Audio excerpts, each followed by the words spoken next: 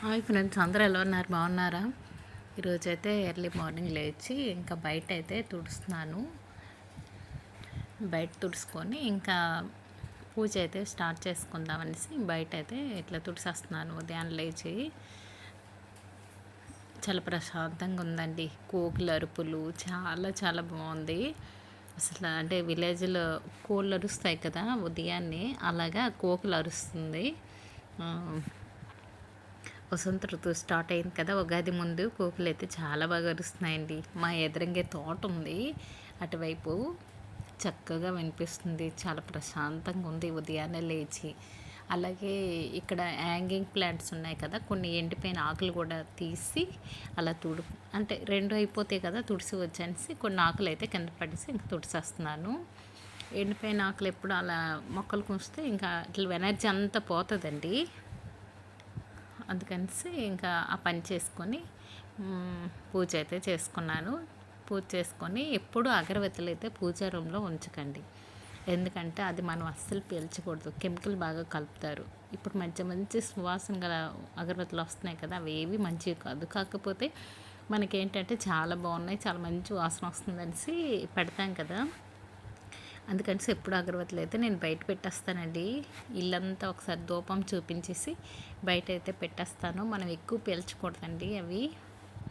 ఇంకా పెట్టేసి ఇంకా పూజ అయితే స్టార్ట్ చేసుకుంటున్నాను. అలాగే ముందు రోజు తెచ్చుకున్న పూలు ఉంటాయి కదా ఫ్రిడ్జ్లోన, ముందు రోజే తెచ్చి ఉంచేస్తున్నానండి.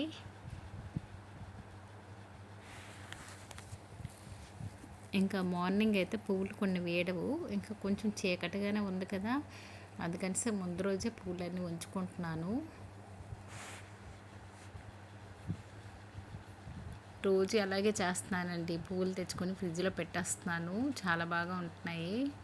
ఇంకా పూజ అయితే అయిపోయింది. పూజ చేసుకున్నాక ఇంకా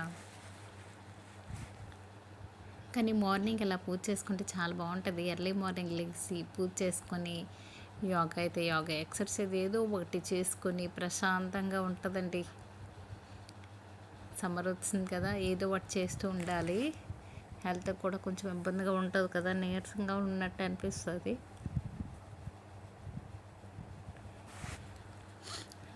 నా పూజ అయితే ఇలా చేసుకుంటున్నాను.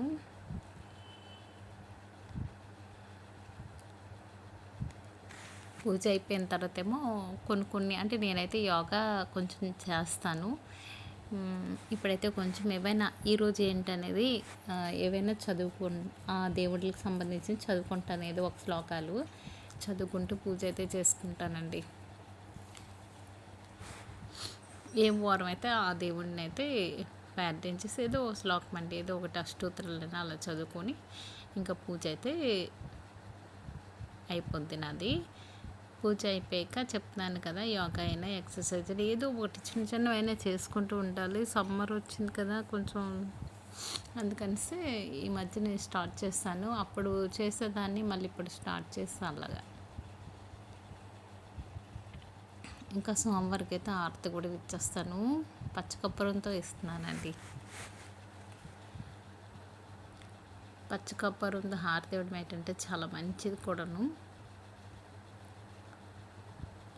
ఇంకా హారతి అయితే అయిపోయిన తర్వాత ఇంకా ఇదైతే నేను తాగుతున్నాను రోజును. చియా అండి, చియా ఇది వచ్చి ప్యాకెట్ 400, చాలా బాగుందండి.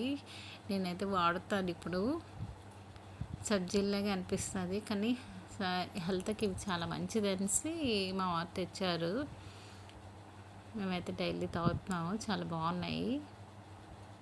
అంటే సమ్మర్లో కొంచెం సలవ కూడా ఎక్కువ చేస్తుంది అనేసి విన్నాము. చూడండి ఎంత బాగున్నాయో కదా చూడడానికి.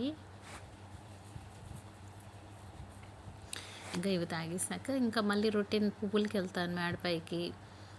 పువ్వులు తెచ్చేస్తానండి. ముందు రోజు చెప్పాను కదా ఫ్రిడ్జ్లో పెట్టేస్తాను. మందారం అయితే చాలా బాగా పూస్తుంది, ఇక్కడ ఒక మందారం పూస్తుంది, ఇవన్నీ తీసుకుంటాను. అలాగే పత్తి మందారం కూడా స్టార్ట్ అయ్యాయండి, చాలా బాగా పూస్తున్నాయి.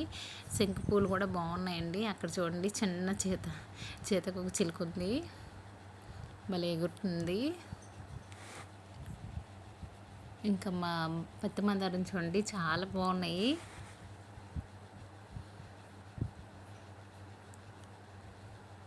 సూపర్గా ఉన్నాయి కదా.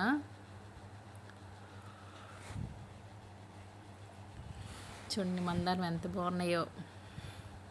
ఇంకా శంకు పూలు అయితే చాలా ఉన్నాయి.